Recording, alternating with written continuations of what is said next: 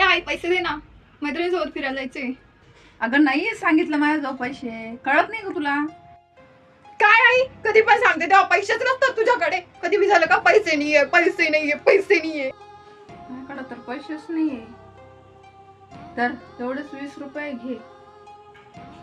काय नको तुझे पैसे, राहू दे तुलाच.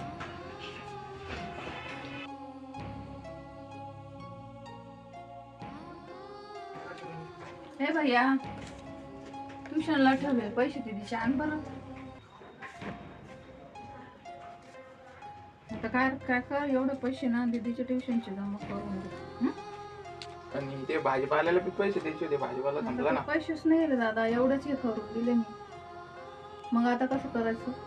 जाऊ दे, खिचडी करून घेऊ आपण आजच्या दिवशी. ठीक आहे, कर.